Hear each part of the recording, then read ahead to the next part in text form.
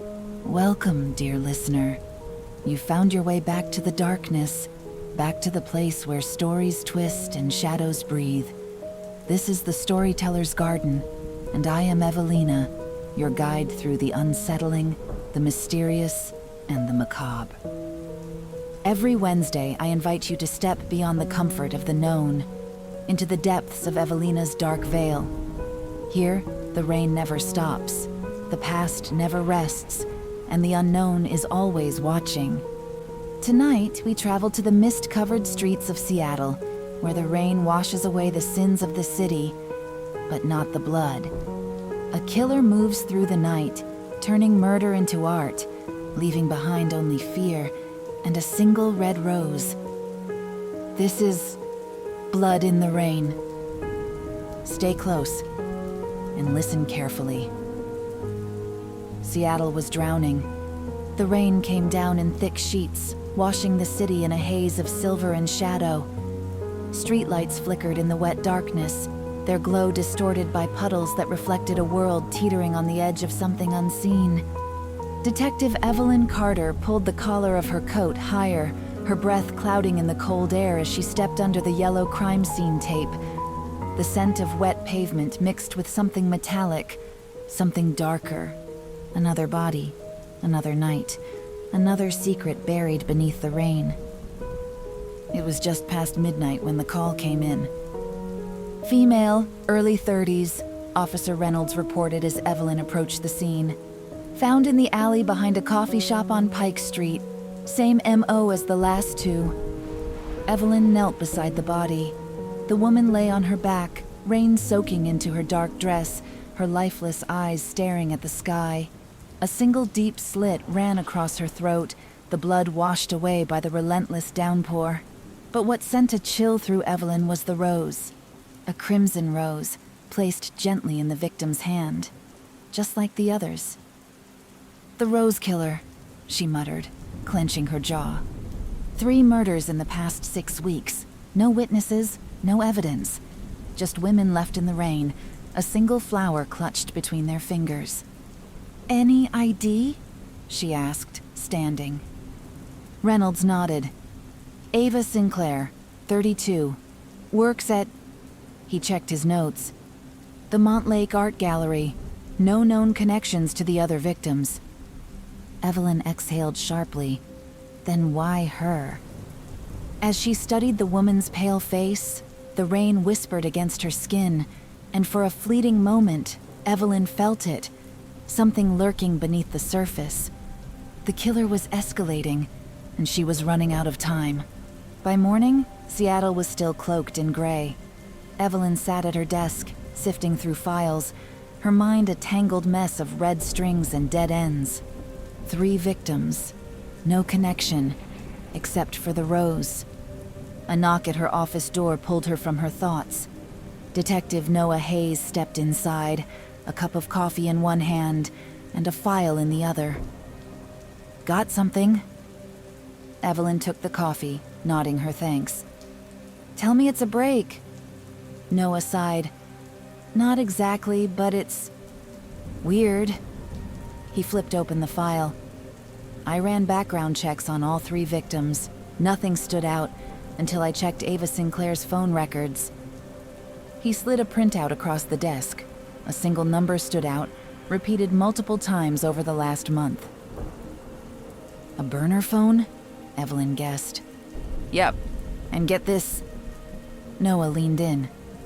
"The same number called the other 2 victims before they were murdered." A chill ran down Evelyn's spine. "So they knew him," she murmured. "At least in some way." Noah hesitated, or they thought they did. Evelyn tapped a pen against the desk. "We need to trace that number." "I'm on it," Noah said, "but there's something else." He pulled out a crime scene photo. "Look at the way the rose is placed."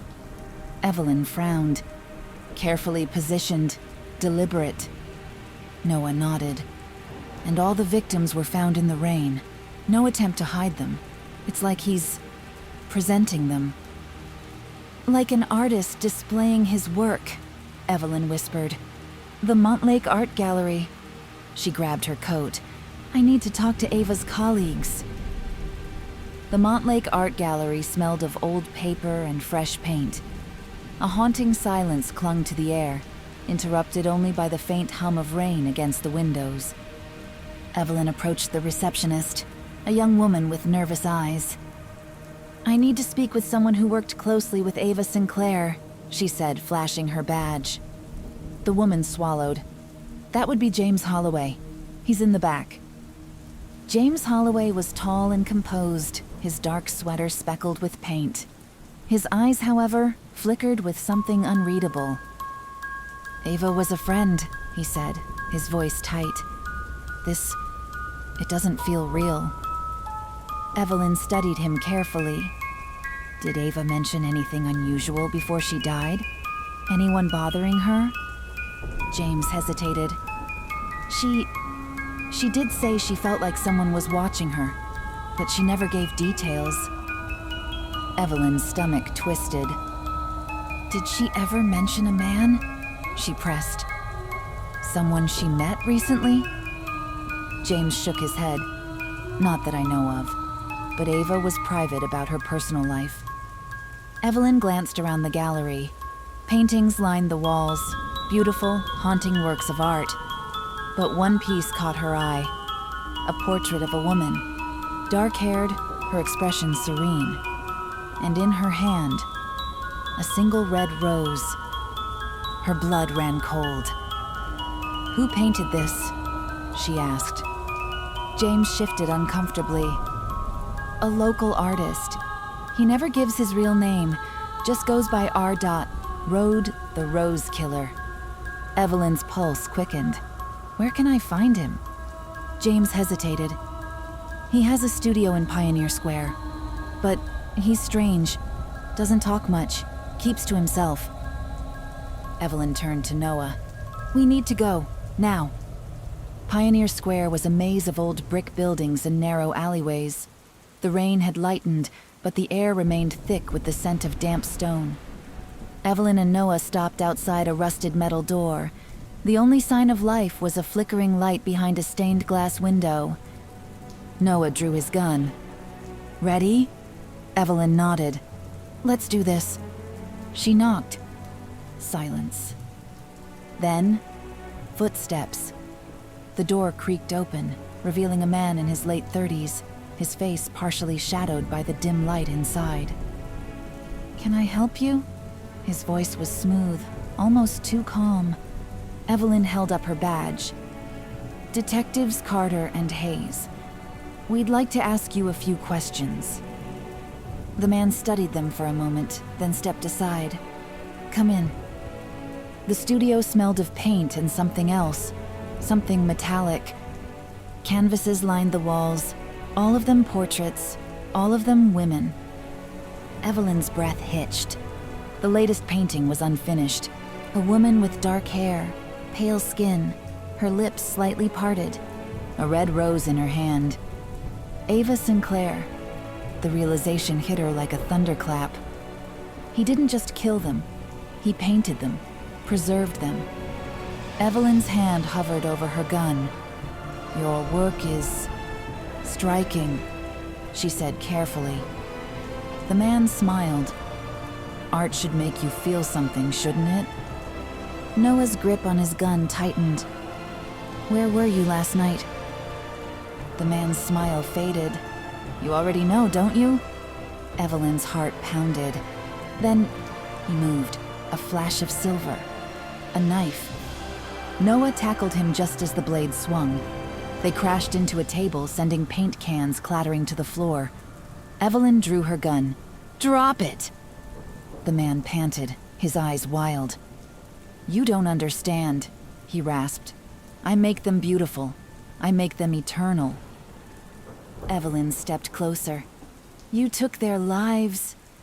A slow, eerie smile spread across his face. "And now, I'll take yours." But before he could lunge, Noah fired. The man crumpled to the ground, the red of his blood staining the floor like spilled paint. The storm had passed by the time they left the studio. Seattle stretched before them, its streets glistening under streetlights, the scent of rain fresh in the air. Evelyn exhaled, staring up at the night sky. The Rose Killer was dead, but the weight of his crimes lingered, like ghosts in the city's shadows. Noah nudged her. "We got him." She nodded. "Yeah, we did." But in the distance, beyond the wet streets and neon lights, Evelyn couldn't shake the feeling. Somewhere, in another part of the city, another story was beginning. And the rain would always come again. And so, another story fades into the night, lost in the echoes of falling rain. But the shadows we leave behind, they never truly disappear. They linger, waiting, watching, just like the city beneath the storm. Seattle will dry, the blood will wash away, and life will move forward. But somewhere, in the quiet corners of the world, another story is already beginning. Another secret, another whisper in the dark. Did you hear it? Did you feel it? Perhaps tonight's tale was just that, a story. Or maybe, somewhere out there the rain is still falling, and the footsteps of something unseen are following close behind. Thank you for stepping into the dark with me tonight. If you enjoyed this tale, be sure to let me know. And of course, don't forget to cast your vote in this week's poll. Was this the story that lingered in your mind? Or will Sophia's love's bloom claim the light once again? Until next time, sleep lightly, dear listener, and listen closely.